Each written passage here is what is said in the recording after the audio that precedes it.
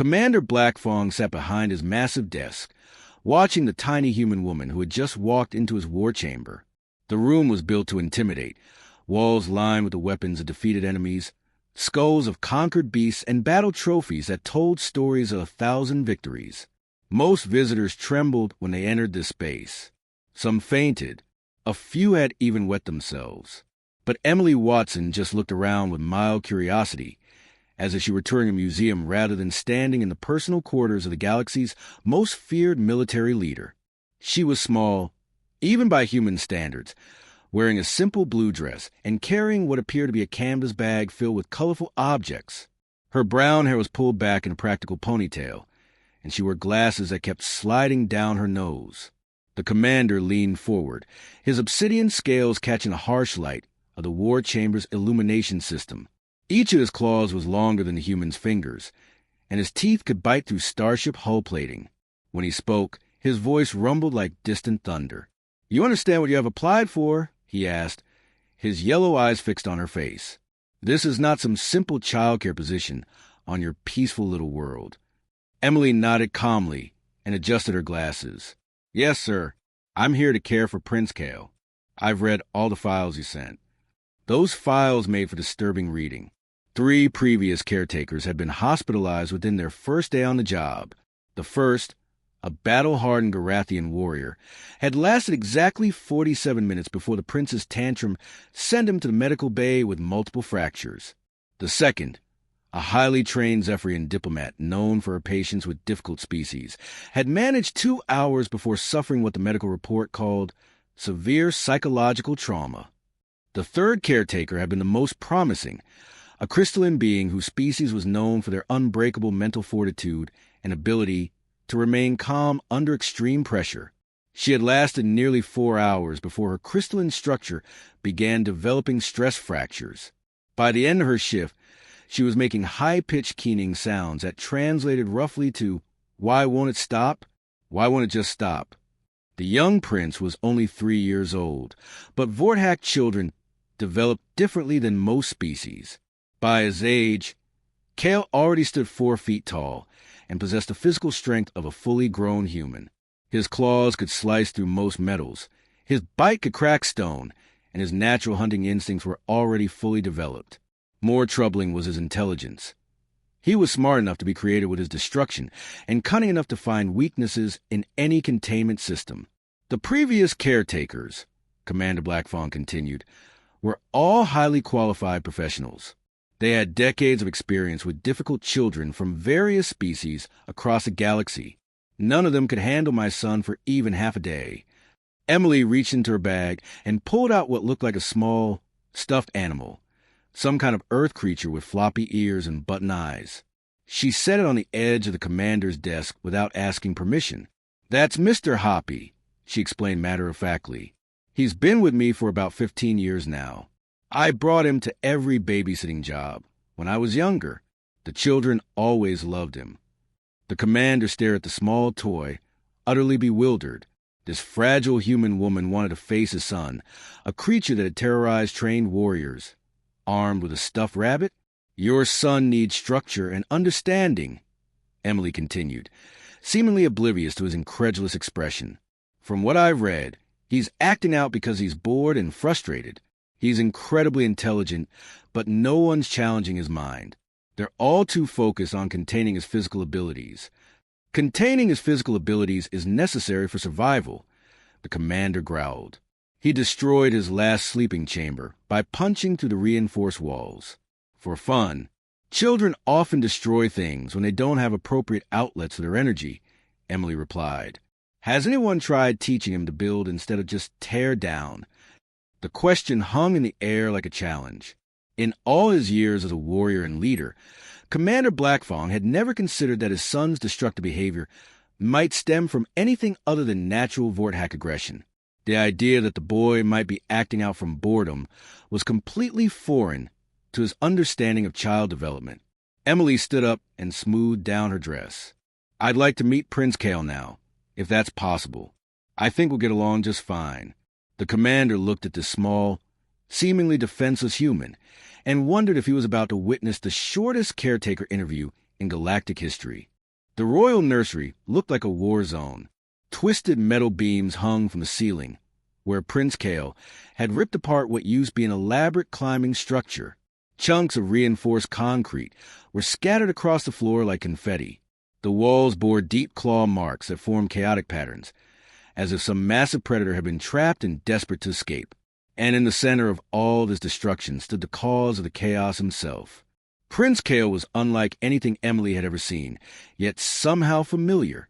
He was roughly the size of a large bear, covered in dark scales that gleamed like polished armor. His claws were each as long as kitchen knives, and his yellow eyes burned with an intelligence that was both fascinating and terrifying. At only 3 years old, he already possessed the raw physical power to tear through most materials the galaxy could produce. Right now, he was focused on destroying what remained of a metal plate tower, his claws slicing through the support beams like they were made of butter. Each strike was precise and deliberate. This wasn't mindless rage, but calculated destruction. He was testing the limits of the structure, finding its weak points, and systematically taking it apart. The royal guards who had escorted Emily to the chamber immediately backed toward the exit. One of them, a seasoned warrior who had fought in dozens of battles, was visibly sweating.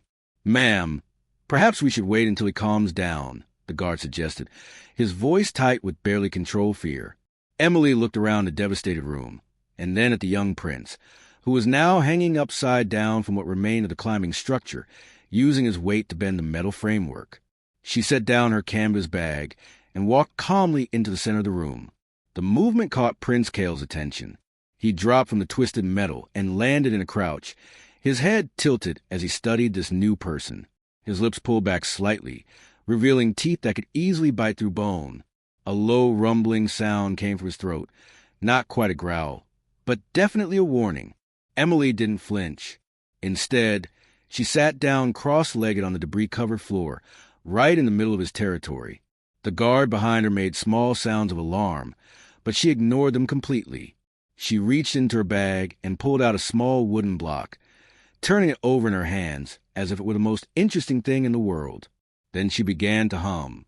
It was a simple tune, something her grandmother had sung to her years ago. Nothing fancy or complicated, just a gentle melody that seemed to fill the corners of the ruined room. The sound was so unexpected, so completely out of place in the scene of destruction, that Prince Kale froze mid-motion. He had never heard anything like it. Every adult who entered the space either fled in terror, shouted commands, or tried to restrain him. But this small human was just sitting there, making soft sounds that weren't threatening or demanding. They were just peaceful. "That's quite impressive work," Emily said, her voice conversational, as she gestured to the twisted metal around them. She wasn't being sarcastic or mocking. She sounded genuinely interested. "You really understand how these support structures work. Most people would just hit things randomly, but you found all the weak points." Prince Kale's head tilted further. Adults didn't usually compliment his destruction. They screamed about it or tried to punish him, or looked at him with fear and disappointment. But this human seemed to appreciate the skill involved in what he'd done. Emily picked up a piece of bent metal and examined it closely. "See how you twisted this beam here? That took real understanding of leverage and force distribution. You're obviously very smart." She set the metal down and looked directly at him. "But I bet you could build something even more impressive than what you just took apart." The young prince moved closer, his curiosity overriding his caution. Build something? No one had ever suggested that before. Usually, they just brought him things and expected him to leave them alone, which was impossible when everything was so fragile and boring. Emily reached into her bag and pulled out a set of colorful wooden blocks. They weren't fancy, just simple geometric shapes in different sizes. But she began arranging them in patterns, stacking them carefully, creating small structures that seemed to follow some kind of logic. Prince Kale crept closer, fascinated despite himself. The blocks were much smaller than he was used to handling, and they looked delicate. But the human was doing something with them, making them into something new instead of just destroying what already existed. "Want to try?" Emily asked, sliding a few blocks toward him. For the first time in his young life, Prince Kale found himself sitting quietly, carefully picking up the tiny wooden pieces with the tips of his massive claws. Emily continued humming her gentle tune, occasionally offering suggestions or showing him new ways to fit the pieces together. The guards at the entrance stood frozen in amazement. The most dangerous juvenile in the galaxy was playing with blocks, and he hadn't tried to hurt anyone in over an hour. This small human had done the impossible. She had tamed the beast, not through force or fear, but through something far more powerful: understanding and patience. Word traveled fast through the galactic communication networks. Within days of Emily's breakthrough with Prince Kale, reports were flooding diplomatic channels across dozens of star systems. A human had accomplished what military specialists, behavioral experts, and seasoned warriors had failed to do. She had successfully managed a Vorthack child without anyone getting hurt. Ambassador James Clark of the Galactic Diplomatic Corps was skeptical when the reports first crossed his desk. He had dealt with the Vorthack Empire for over 20 years, and he knew their reputation. These weren't just fierce warriors. They were a species that had evolved from apex predators, and their children retained all those deadly instincts. The idea that a single human could revolutionize their approach to child-rearing seemed impossible, but the evidence was mounting. Security footage showed Prince Kale sitting calmly with Emily, working on puzzles and building projects. Medical reports confirmed that no injuries had occurred in the palace nursery for 3 consecutive weeks, a record that hadn't been achieved since the prince's birth. Even more shocking, servants were volunteering for nursery duty, something that had never happened before. Clark decided he had to see this miracle for himself. When he arrived at the Vorthack Palace, the first thing that struck him was the noise, or rather, the lack of it. For years, the royal nursery had been a source of constant commotion. Crashes, roars, and the sound of breaking objects had been so regular that the palace staff had learned to work around the chaos. Now, there was something far more unsettling to Vorthack ears: the sound of quiet conversation and occasional laughter. Emily greeted the ambassador at the nursery entrance, looking exactly like what she was, a simple human woman in comfortable clothes, completely at ease in her surroundings. Behind her, Prince Kale was seated at a low table, carefully painting on a large piece of paper with brushes adapted for his massive claws. "Ambassador Clark," Emily said with a warm smile. "Prince Kale, we have a visitor." The young Vorthack looked up from his artwork and nodded politely. "Hello, Ambassador," he said in heavily accented but clear galactic standard. "Would you like to see my painting? Emily taught me how to use colors to show feelings instead of just breaking things." Clark stared.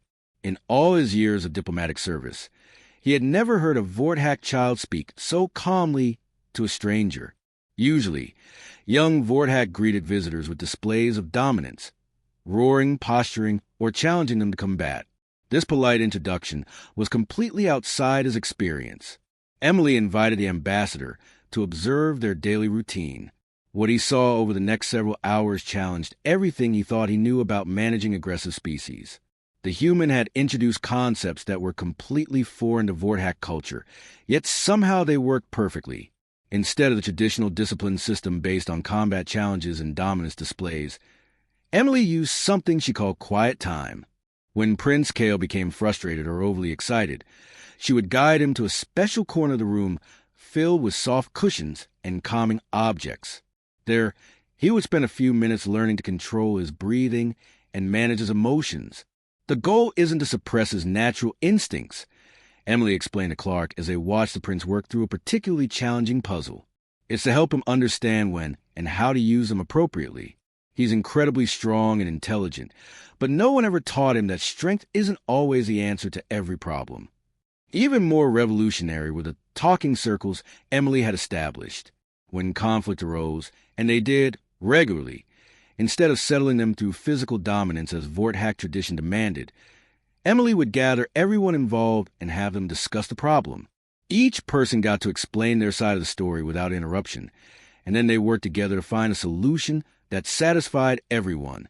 Clark watched in amazement as Prince Kale mediated a dispute between 2 servants who had accidentally bumped into each other while bringing supplies to the nursery. The young Vorthack listened carefully to both sides, asked thoughtful questions, and then suggested a system for organizing the supply deliveries to prevent future collisions.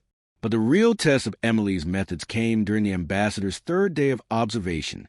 Prince Kale was playing with a new set of building blocks when his enthusiasm got the better of him. He grabbed a piece too quickly and accidentally scratched a servant who was cleaning nearby. The wound wasn't serious, but it was exactly the kind of incident that traditionally resulted in severe punishment. In Vordak culture, any member of the royal family who harmed a servant through carelessness faced immediate exile until they could prove their self-control through combat trials. It was a harsh system designed to teach young Vordak the importance of restraint, but it had never actually worked. Most royal children simply became better at hiding their accidents. Emily's response was completely different. She knelt down beside Prince Kale, who was staring at the injured servant with wide, horrified eyes. "Accidents happen," she said gently. "What matters now is how we fix it. What do you think we should do to help?" What followed was the most extraordinary thing Clark had ever witnessed in his diplomatic career.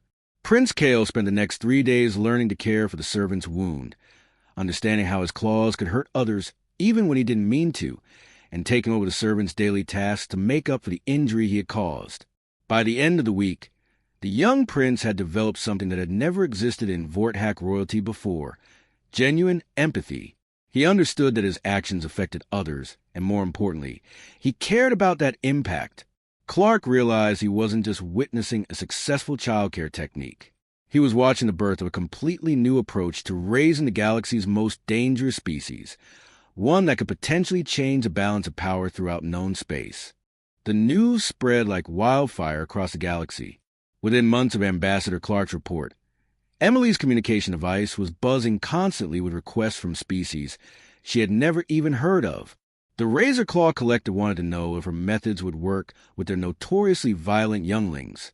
The Blood Moon Empire asked if humans could help manage their children's tendency to hunt their own siblings. Even the mysterious Shadow Wing dynasty, who had remained isolated for centuries, sent a formal diplomatic inquiry.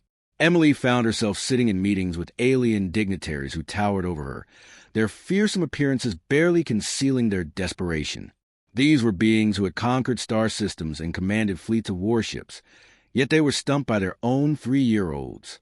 "Our children destroy everything we give them," explained General Vrack of the Iron Scale Legion, his metallic hide scarred from countless battles. "They fight each other constantly. We lose more younglings to internal conflicts than we ever did to our enemies. Your human methods, do you think they could work for our species too?" Emily looked around the conference room at the assembled representatives. Each one represented a different apex predator species, and each one was asking the same question: could humans really make a difference across the galaxy? The answer came from an unexpected source. Dr. Rebecca Foster, a retired teacher from a small town in England, had been following Emily's story through the galactic news networks. At 72 years old, she had spent 50 years working with difficult children, and she recognized something in these alien requests that the diplomatic corps had missed. "They're not asking for warriors or scientists," she told her son David during one of their weekly video calls. "They're asking for grandmothers. They want people who understand that children need patience and love, no matter what species they are." David Foster had been working as a xenobiologist on one of Earth's deep space research stations. His mother's observation sparked an idea that would change everything. Within 6 months, he had established the first xenobiological childcare academy in Earth's orbital facilities. The academy's first class consisted of 30 humans from diverse backgrounds: retired teachers, child psychologists, experienced parents, and even a few former military personnel who had specialized in peacekeeping operations. They spent 6 months learning about different alien species, their developmental patterns, and how to adapt human childcare techniques to non-human children. The results were nothing short of miraculous. Linda Thompson, a former kindergarten teacher from Wales, was assigned to work with the Spikeback clan's royal twins. These children had been born with natural armor plating and venomous spines that made them deadly from birth. Previous caretakers had lasted an average of 2 days before being poisoned or impaled. Linda introduced them to finger painting, with specially designed brushes that let them create art without accidentally injuring anyone. Within weeks, the twins were collaborating on murals instead of trying to kill each other. Robert Chun, a child psychologist from Canada, revolutionized the Void Hunter Empire's approach to managing their young. Void Hunter children were naturally telepathic and had been driving their parents insane with constant mental intrusions. Robert taught them mental exercises he called thought games, structure activities that helped them learn to control their psychic abilities. For the first time in their species' history, Void Hunter families could have quiet dinners without their children accidentally reading everyone's minds. The transformation wasn't limited to individual families. As these human-guided children grew up, they began to change their entire societies. Traditional military academies, which had focused exclusively on combat training and dominance displays, suddenly found themselves dealing with young recruits who asked uncomfortable questions. "Why do we need to conquer the Zephyr colonies?" asked a young Vorthack cadet who had been raised with human guidance. Had we tried just asking them to share their resources? The question sent shockwaves through the military hierarchy. For thousands of years, Vorthack expansion had been based on the simple principle that might makes right. The idea of negotiating instead of conquering was so foreign that many older officers didn't even have words for it in their language. Similar changes were happening across dozens of species. The Bloodfang Raiders, who had built their reputation on surprise attacks and brutal efficiency, found their newest generation of warriors more interested in understanding their enemies than destroying them. Young Bloodfangs were showing up to battles with diplomatic proposals instead of weapons. The Crystalline Horde, whose children had traditionally been raised in isolation to develop their natural aggression, began establishing mixed-species nurseries where their younglings played alongside the children of former enemies. The sight of crystalline cubs sharing toys with fuzzy fluffball younglings became one of the most popular videos on the Galactic Communication Network. Within 5 years, the balance of power in the galaxy had shifted completely. Wars that had raged for centuries suddenly ended when the children of both sides suggested they just talk things out instead. Trade agreements replaced conquest treaties. The most feared predator species in space began hosting joint birthday parties for their children. Military leaders across the galaxy watched in growing alarm as their carefully maintained warrior cultures crumbled under the assault of shared snack times and group story sessions. Centuries of tradition were being overturned by humans who insisted that nap time was non-negotiable and that everyone had to take turns with the good toys. The galaxy's most dangerous species were learning to share, and nobody knew what that meant for the future of galactic politics. 10 years had passed since Emily first sat on the floor of a destroyed nursery and hummed lullabies to a terrified young prince. Now, she stood in the observer's gallery of the Galactic Council chamber, watching that same child, now grown into a towering leader, address the most powerful beings in known space. Prince Kale had grown into everything his species expected of a Vorthack leader, and more. At 13 years old, he stood 8 feet tall, his obsidian scales gleaming under the chamber's lights. His claws could still slice through steel, and his presence commanded respect from seasoned warriors across the galaxy. But there was something different about him that set him apart from every Vorthack leader who had come before. When he spoke, his voice carried the authority of his bloodline, but his words were chosen with care and consideration. When he looked at the assembled delegates, his golden eyes showed intelligence tempered by compassion. Most remarkably of all, when conflicts arose during the session, his first instinct was to ask questions rather than issue threats. "Honored delegates," Prince Kale began, his voice carrying clearly through the vast chamber, "I stand before you today not as a conqueror, but as someone who has learned that our greatest strength lies not in what we can destroy, but in what we can build together." The chamber fell silent. Many of the older delegates had known Kale's father, Commander Blackfawn, whose speeches typically began with declarations of military might and ended with barely veiled threats. This young prince was speaking a completely different language. Emily smiled from her seat in the gallery, remembering the countless hours she had spent teaching that same principle to a frustrated 3-year-old who couldn't understand why his toys kept breaking when he played with them too roughly. Kale's first major proposal sent ripples of shock through the assembled delegates. He called it the Watson Protocols, named after the human woman who had changed his life and, by extension, the course of galactic history. The proposal was revolutionary in its simplicity. Mandatory interspecies childcare exchange programs designed to prevent conflicts before they could begin. Instead of teaching our children to fear and fight each other, Kale explained, We will teach them to understand and cooperate. Every young member of our species will spend time learning alongside children from other worlds. They will discover that the beings we have called enemies are not so different from ourselves. The debate that followed was unlike anything the Galactic Council had ever witnessed.